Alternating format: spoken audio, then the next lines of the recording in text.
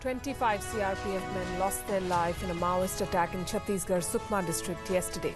It's the worst strike in a long time, triggering fears of a reviving Maoist threat in India. 42 districts in central India are under their control. More than 1,000 security men have been killed in the last few years. On Gravitas tonight, we examine why left-wing extremists who are down and out almost everywhere else in the world continue to thrive in India. What challenges does India face? And what can we learn from countries that have successfully fought this menace? I'm Palki Sharma Upadhyay. The headlines first.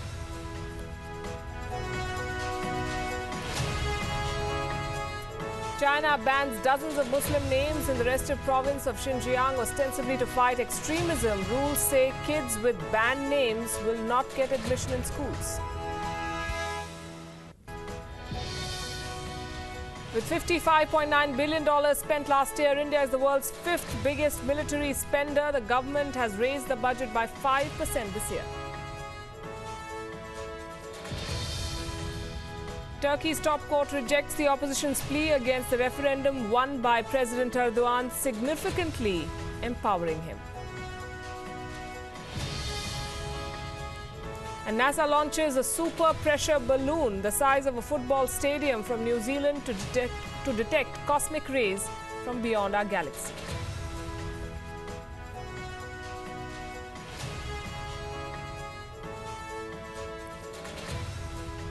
And also on the show tonight, we look at the precarious situation in the Korean Peninsula. Are they on the brink of a war?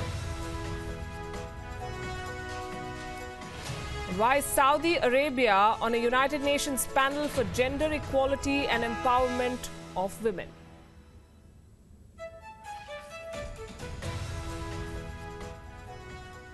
First, the lead story tonight. Left-wing liberation movements are a thing of the past in most parts of the world. Even the political left is in disarray and losing ground. But in India, Maoists strike with alarming regularity. How is India's situation unique, and why have we so far failed where others succeeded? Here's a report. 75 years ago, two friends embarked on an 8-month journey through South America. Their journey of discovery was made into a film in 2004 and brought back to public memory the life and times of Ernesto Che Guevara, the Argentine revolutionary and guerrilla leader who, together with Fidel Castro, was to spark a communist revolution in Cuba and ignite similar flames in other parts of the continent. But those flames have long since gone cold. Left-wing movements have largely died out in South America and in Europe. The Revolutionary Armed Forces of Colombia, known as FARC, recently signed a peace deal with the government after nearly half a century of war.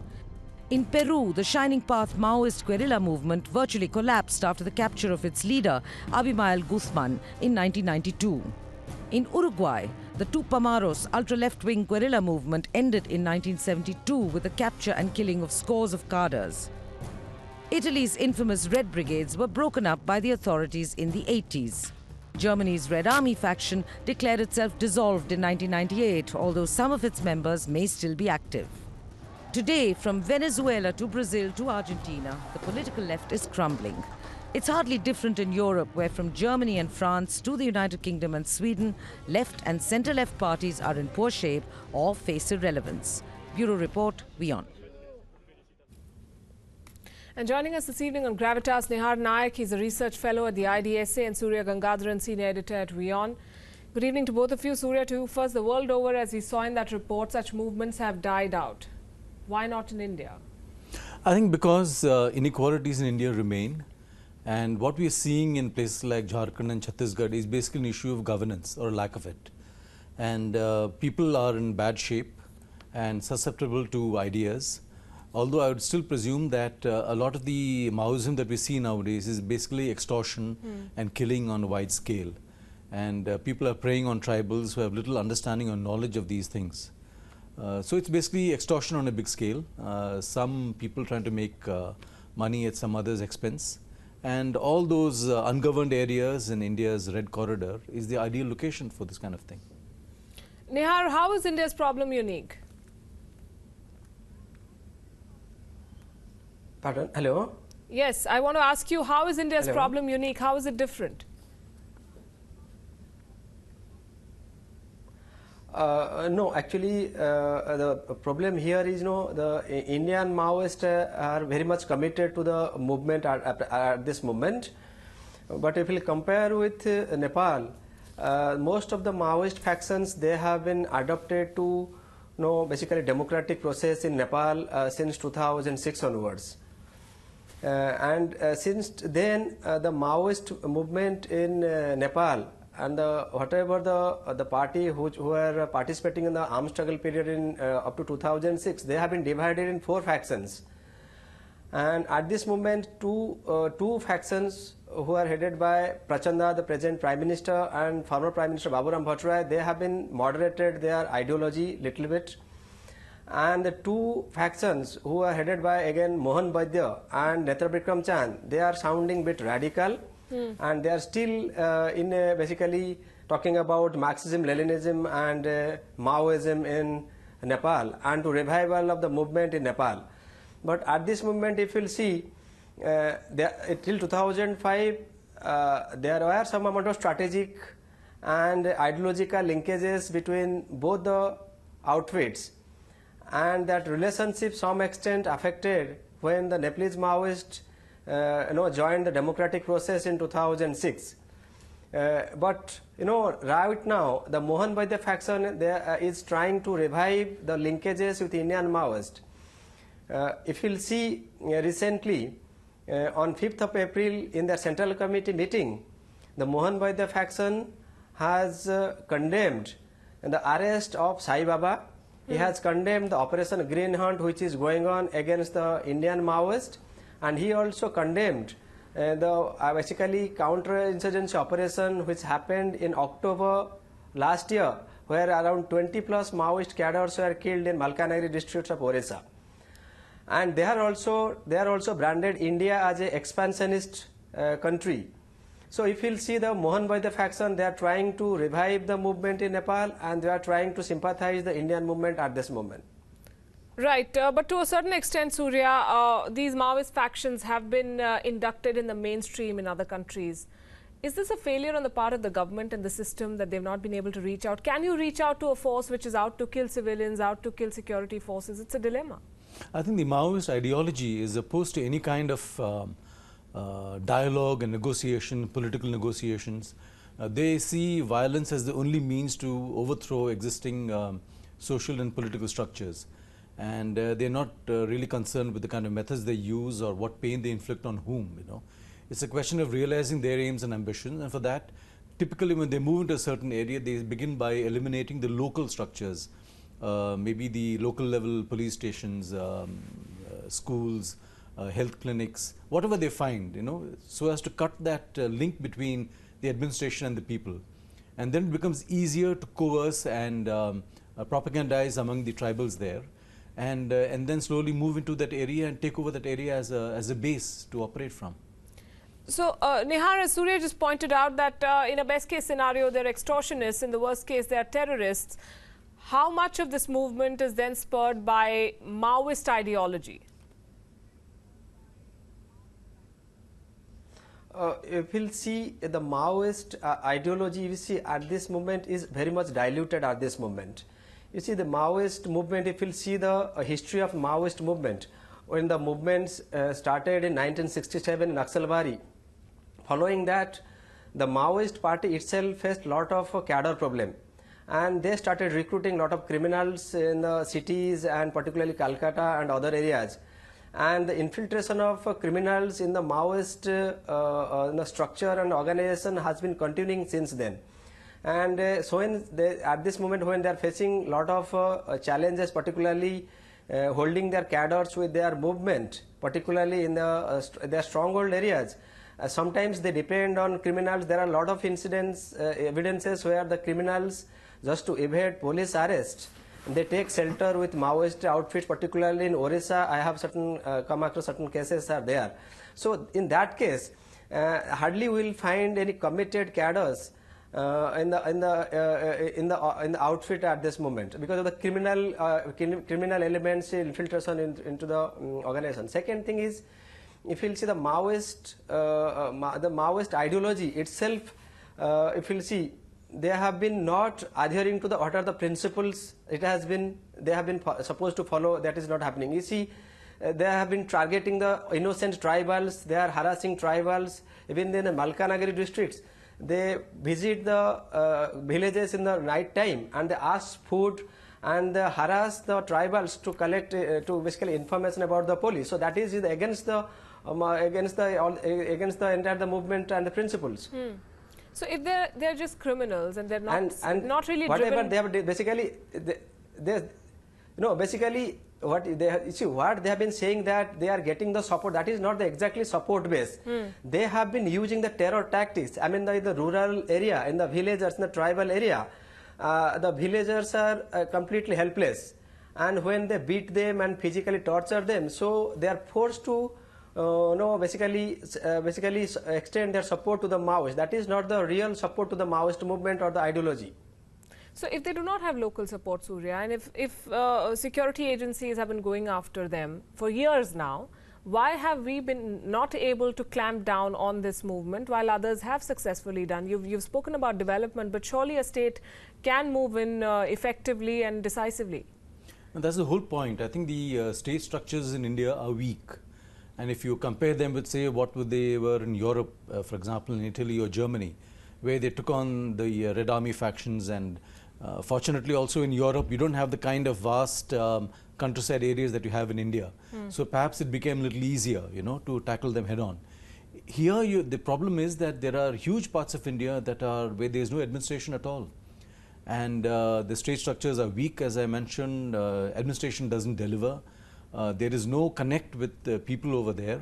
It becomes easy when your police are not even in a certain area for some group to come in and say, we're here to help you, and that's where the administration loses out. And they're always reacting. If you look at how the police and the local administration respond, they're always reacting to some provocation or an attack or some incident. How proactive they are is something it's not very clear. And they tried experiments like the Salwa Judum not very successfully. So Nihar, what is the way forward then for India? No, one thing I just want to mention here, it's not like that the movement has not been managed to some extent. It has been managed. If you see the Government of India data, the Ministry of Home Affairs annual data, the number of casualties, the number of incidents, it has gone down drastically. If you compare with the figure, what happened, what was the case in 2001? Hello? Yes, Hello? go ahead. Yeah, I think the number of it has been to some extent controlled. All these what is the incidents are happening? It is happening occasionally, but that doesn't mean that the movement has not been controlled by the state and the security agencies. It has been controlled, but certain pockets they have continued their support base, and particularly in the Dandakaryan region and the Andhra Odisha border region, they have been continuing. But I think the state is gradually taking upper hand, and situation will be controlled, I think, in near future. So how do you compare it to the movements in other countries, and what is it that India can learn from them? No, obviously if you compare the best case here, there are three countries where the Maoist movement actually reached to certain stages, where particularly in Peru, where the signing path reached to strategic equilibrium phase. But in Nepal also, from strategic defensive phase to they reached to strategic equilibrium phase, and when trying to reach the strategic offensive phase, the movement basically some extent gain traction, and the Maoists entered into peace process. Hello? Yes, go ahead. Hello? Yeah, so that is that. I say if you compare with Nepal case and India, it's a completely two different case. The Nepalese Maoists now, they have been committed to democracy. They entered into democratic process by dialogue and peace agreements.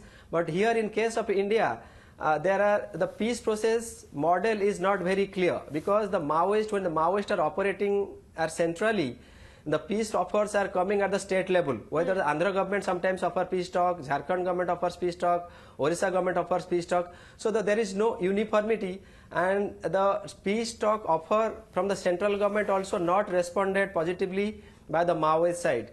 So, and the Maoist also, when this BJP government came to power and the BJP government offered peace talk, the Maoist also bit responded to that, but again that didn't happen, and somehow that didn't materialize. And the Maoists in India also, they don't feel that there is a time for the peace process. Rather, they feel that they will continue their armed struggle, and they will have success in future. So that is they are under impression that the movement will get some of the success in future. That is why they don't want to any kind of peace process at this moment. Right, and Surya, just to put it in perspective in terms of the damages that India has suffered, we were talking about Afghanistan and India, the American casualty figure in Afghanistan versus what India has suffered only from the Maoists in a much lesser time span. Yeah, if you look at it, the Americans were in Afghanistan for about 17 years, 18 years, and they suffered more than 2,000 casualties. If you look at our police and Jharkhand and Chhattisgarh, the kind of casualties they have suffered, it's about 1,800. So we are very close, And mind you, the Maoist in India is a largely untrained animal. He is doesn't have much equipment. He doesn't have much education or training. He doesn't get a salary. The CRP guy has all of these, And if you look at Afghanistan, where the Taliban operate, they are superbly equipped. They have a sanctuary in Pakistan. And they operate across a wide spectrum of that countryside, and they were able to inflict enormous casualties on the Americans. So there are lessons to be learned from this. We are either not reading these things properly, or there's a lack of leadership here. Somebody is not sitting down and... But also we can't do in our own country what the Americans can do in Afghanistan. I accept that. I mean, the Americans use every means possible. Even then they suffer those casualties, we are not using those. We haven't done it in Kashmir either. And we are very careful how we do it in... it's a purely police operation in Chhattisgarh. Despite that, I think one needs to ask those kind of questions, Is there a leadership vacuum within the forces that are operating there? There was a time not very long ago when the CRP was known only for doing bandobast duty in Kashmir. The actual work of fighting the insurgents in Srinagar was done by the BSF. For whatever reason, the authorities decided that the CRP would be your main counterinsurgency force. Today you have some special trained Cobra battalions that are operating there. I don't know how successful they are. I presume they've had some successes. But the large, the other CRP battalions, one wonders how well trained they are, how motivated they are, what is the kind of leadership they have, The army has had enormous question marks about the leadership capabilities of the CRP in Kashmir. And these questions don't come out in public, but they are voiced internally.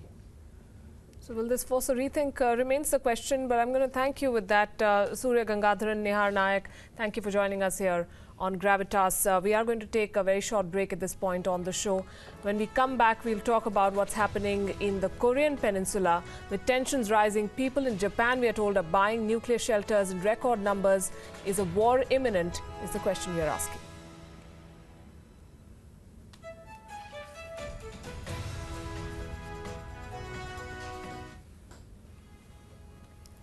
What was that?